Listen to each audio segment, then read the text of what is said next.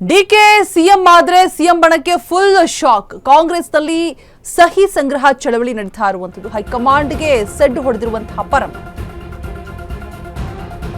ಬಲಾಬಲ ಪರೀಕ್ಷೆಗೆ ರೆಡಿ ಆಗಿದ್ಯಾ ವೇದಿಕೆ? ಹಾಗಾದ್ರೆ ಅಶ್ವವೇಗದಲ್ಲಿ sensational political news.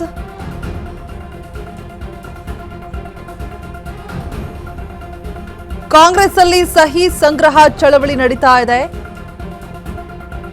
DKShi CM ಆದ್ರೆ ಸಿಎಂ ಬಣಕ್ಕೆ ಫುಲ್ ಶಾಕ್ ಎದುರಾಗ್ತಾ ಇರುವಂತದ್ದು. ಬಿಕಾಸ್ ಬಲಾಬಲ ಪರೀಕ್ಷೆಗೆ ರೆಡಿ ಆಗ್ತಾ ಇದೆ ವೇದಿಕೆ.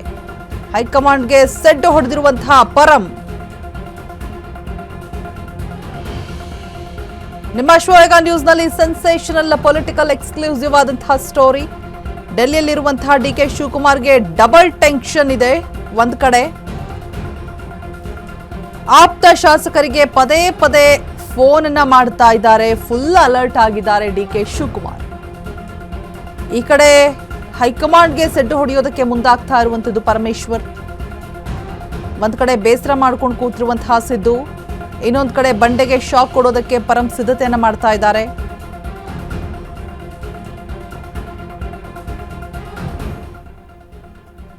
ಸಹಿ ಸಂಗ್ರಹಕ್ಕೆ ಮುಂದಾದ ಗೃಹ ಸಚಿವ ಪರಮೇಶ್ವರ್. ತಮ್ಮ ಆಪ್ತ ಶಾಸಕರ ಸಹಿ ಸಂಗ್ರಹಿಸ್ತಾ ಇರುವಂತಹ ಪರಮೇಶ್ವರ್ ಈಗಾಗಲೇ 40ಕ್ಕೂ ಹೆಚ್ಚು ಜನರ ಸಹಿ ಸಂಗ್ರಹಿಸಿದಂತಹ ಪರಂ ಆ ಪತ್ರವನ್ನ ಬಳಸಿ ಹೈಕಮಾಂಡ್ ಮೇಲೆ ಒತ್ತಡವನ್ನ ಹೇರೋದಕ್ಕೆ ತಂತ್ರವನ್ನ ರೂಪಿಸ್ತಾ ಇರುವಂಥದ್ದು.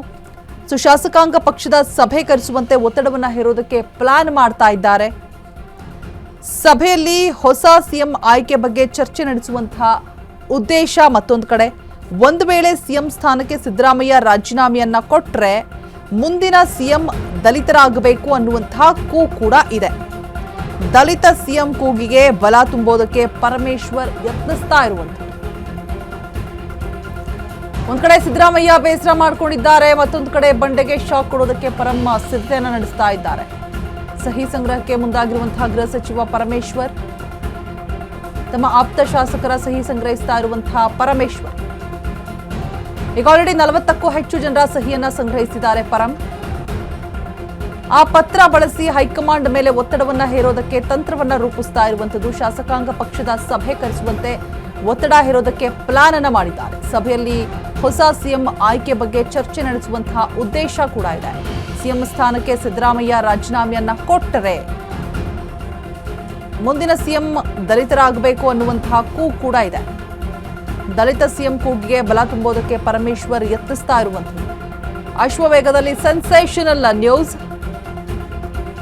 ನೋಡಿ ರಾಜಕೀಯ ಹೇಗೆ ಅಂತ ಹೇಳಿದ್ರೆ, ಒಂದ್ ಕಡೆ ಸಿದ್ದರಾಮಯ್ಯ ತನಗೆ ಪಟ್ಟ ಆ ಒಂದು ಸಿಎಂ ಸ್ಥಾನ ಅದರಿಂದ ಕೆಳಗಿಳಿಸಿದ್ರೂ ಕೂಡ ಪರವಾಗಿಲ್ಲ, ಆದ್ರೆ ಆ ಪಟ್ಟ ಡಿಕೆಶಿ ಕೊಡಬೇಡಿ ಅನ್ನುವಂತಹ ಮಾತುಗಳು. ಅದೇ ಸಿದ್ದರಾಮಯ್ಯ 2.5 ವರ್ಷದಿಂದ ಒಂದು ಮಾತುಕತೆ ಆಗಿರುತ್ತೆ. ಡಿಕೆಶಿ ಮತ್ತೆ ಡಿಕೆ ಸುರೇಶ್ ಅವರು ಕೂಡ ಒತ್ತಿ ಅದನ್ನೇ ಹೇಳ್ತಾ ಇದ್ದಾರೆ, ಕೊಟ್ಟ ಮಾತನ್ನು ಉಳಿಸ್ಕೊಳ್ಳಿ ಅಂತ ಹೇಳ್ಬಿಟ್ಟು. 2.5 ವರ್ಷಗಳ ಅವಧಿ ಸಿಎಂ ಸಿದ್ದರಾಮಯ್ಯ ಸಿಎಂ ಆಗಿ ಮುಂದುವರಿತಾರೆ. ಇನ್ನ 2.5 ವರ್ಷ ಡಿಕೆಶಿ ಅವರು ಮುಂದುವರಿತಾರೆ. ಆದ್ರೆ 3 ವರ್ಷ ಆದ್ರೂ ಕೂಡ ಪಟ್ಟವನ್ನ ಬಿಡ್ತಾ ಇಲ್ಲ, ಕೊಟ್ಟ ಮಾತನ್ನ ಉಳಿಸ್ಕೊಳ್ಳಿ ಅನ್ನುವಂಥದ್ದು.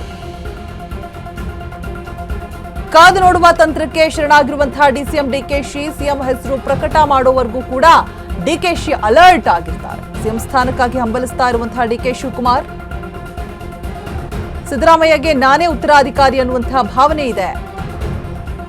ಆದರೆ ದಲಿತ ಸಿಎಂ ಕಾರ್ಡ್ ಪ್ರಯೋಗಿಸ್ತಾ ಇರುವಂತಹ ಪರಮೇಶ್ವರ್, ಯಾರ್ಯಾರು ಜೊತೆ ಇದ್ದಾರೆ, ಯಾರ ಸಹಿಯಲ್ಲಿದೆ, ಸಹಿ ಸಂಗ್ರಹವಾದ ಮಾಹಿತಿ ಪಡಿತಾ ಇರುವಂತಹ ಡಿಕೆ ಶಿವಕುಮಾರ್. ಅಶ್ವವೇಗದಲ್ಲಿ ಸೆನ್ಸೇಷನಲ್ ನ್ಯೂಸ್. ಡೆಲ್ಲಿಯಲ್ಲಿರುವಂತಹ ಡಿಕೆ ಶಿವಕುಮಾರ್ಗೆ ಡಬಲ್ ಟೆನ್ಷನ್ ಇದೀಗ. ಆಪ್ತ ಶಾಸಕರಿಗೆ ಪದೇ ಪದೇ ಫೋನ್ ಮಾಡಿ ಅಲರ್ಟ್ ಆಗಿರುವಂತೆ ಇವರು ಕೂಡ ಅಲರ್ಟ್ ಆಗಿದ್ದಾರೆ. ಫೋನ್ ಮಾಡ್ತಾ ಏನಾಗ್ತಾ ಇದೆ, ಡೆವಲಪ್ಮೆಂಟ್ಸ್ ಏನಾಗ್ತಾ ಇದೆ ತಿಳ್ಕೊಳ್ತಾ ಇದ್ದಾರೆ. ಶಾಸಕರಿಗೆ ಸೂಚನೆಯನ್ನ ಕೊಡ್ತಾ ಇದ್ದಾರೆ, ಎಲ್ಲೂ ಕೂಡ ಯಾರು ಬಹಿರಂಗವಾದಂತಹ ಹೇಳಿಕೆಗಳನ್ನ ಕೊಡಬಾರದು ಅಂತ ಹೇಳ್ಬಿಟ್ಟು. ತುಂಬಾ ತಾಳ್ಮೆಯಿಂದ ಜಾಣತನದಿಂದ ಒಂದ್ ಕಡೆ ತಂತ್ರವನ್ನ ಹೆಣಿತಾ ಇದ್ರೆ ಡಿಕೆ ಶಿವಕುಮಾರ್, ಮತ್ತೊಂದು ಕಡೆ ಸಿದ್ದರಾಮಯ್ಯ ಪಟ್ಟ ನಾನು ಕೆಳಗಿಳಿದ್ರೂ ಕೂಡ ಪರವಾಗಿಲ್ಲ, ಅದರಿಂದ ಪರಮೇಶ್ವರ್ ಅವ್ರಿಗೆ ಸಿಎಂ ಪಟ್ಟವನ್ನ ಕೊಡಬೇಕು, ಅದರ್ವೈಸ್ ಖರ್ಗೆ ಅವ್ರಿಗಾದ್ರೂ ಕೊಡ್ಲಿ. ಹೆಚ್ಚಿನ ಅಪ್ಡೇಟ್ಸ್ ಅನ್ನ ಕೊಡೋದಕ್ಕೆ ನಮ್ಮ ಪ್ರತಿನಿಧಿ ಜೀವನ್ ಲೈವ್ ನಲ್ಲಿ ಜಾಯಿನ್ ಆಗ್ತಾ ಇದ್ದಾರೆ. ಜೀವನ್, ಎಲ್ಲವೂ ಕೂಡ ಬದಲಾಗ್ತಾ ಇದೆ.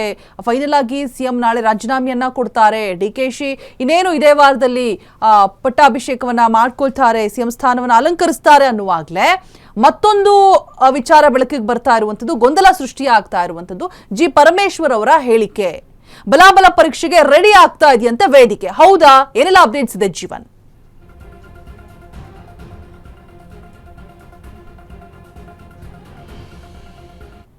ಒಂದು ವಿಚಾರದಲ್ಲಿ ಏನು ಬೆಳಗ್ಗೆಯಿಂದ ತೀವ್ರ ವಿಚಾರಗಳು ಚರ್ಚೆ ಆಗ್ತಿರೋವಂಥದ್ದು ರಾಜಕೀಯ ವಲಯದಲ್ಲಿ. ಈ ಒಂದು ಚರ್ಚೆ ಎಲ್ಲೋ ರಾಜ್ಯ ರಾಜಕಾರಣದಲ್ಲಿ ಮತ್ತಷ್ಟು ಬಿಗಿಗೊಳಿಸುತ್ತೆ ಎಲ್ರಿಗೂ. ಎಲ್ಲ ಸಚಿವರಾಗಿರ್ಬೋದು ಅಥವಾ ಈಗ CM ಸಿದ್ದರಾಮಯ್ಯವ್ರಿಗೆ ಆಗಿರ್ಬೋದು, DK ಶಿವಕುಮಾರ್ ಅವ್ರಿಗೆ ಆಗಿರ್ಬೋದು. ಈಗ ಸದ್ಯ DK ಶಿವಕುಮಾರ್ ಅವರು ದೆಹಲಿಯಲ್ಲಿಂದ ಓಟ್ ಬರಬೇಕಾಗಿದೆ ವಾಪಸ್ ಏನು ರಾಜ್ಯಕ್ಕೆ. ಈ ಒಂದು ಸಮಯದಲ್ಲಿ DK ಶಿವಕುಮಾರ್ ಅವ್ರಿಗೆ ಡೆಲ್ಲಿನಲ್ಲಿ ಇರಬೇಕಾದ್ರೇ ಕೆಲವೊಂದು ತಲೆನೋವುಗಳು ಅನ್ನೋ ಅಂಶದ ವಿಚಾರದಾಗೆ ಈ ಒಂದು ಸಚಿವರು ಏನು ಸಹಿ ಸಂಗ್ರಹಕ್ಕೆ ಮುಂದಾಗಿರುವಂಥದ್ದು ಸಿದ್ದರಾಮಯ್ಯನವರ ಪರವಾಗಿ ಇದೊಂದು ತಲೆನೋವಾಗಿ DK ಶಿವಕುಮಾರ್ ಅವ್ರಿಗೆ ಪರಿಣಮಿಸುವಂಥದ್ದು.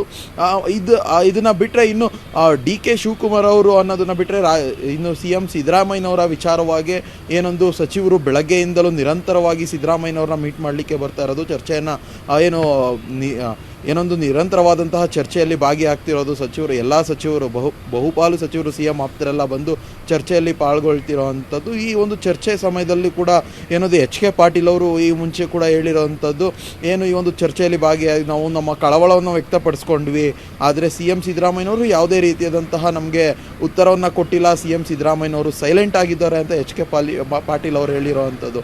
ಈ ಒಂದು HK ಪಾಟೀಲ್ ಅವರ ಹೇಳಿಕೆ ಮತ್ತಷ್ಟು ಕುತೂಹಲ, ಮತ್ತಷ್ಟು ಗೊಂದಲಗಳನ್ನ ರಾಜಕೀಯ ವಲಯದಲ್ಲಿ ಸೃಷ್ಟಿಸಿರೋದು. ರೋಜಾ, ಎಸ್ ಜೀವನ್, ಹಾಗೆ ಹೋಲ್ಡ್ ಅಲ್ಲೇ ಇರಿ. ಒಂದು ಬ್ರೇಕಿಂಗ್ ಅಪ್ಡೇಟ್ ಬರ್ತಾ ಇದೆ, ಮತ್ತೆ ನಿಮ್ಮನ್ನ ಕನೆಕ್ಟ್ ಆಗ್ತೀನಿ.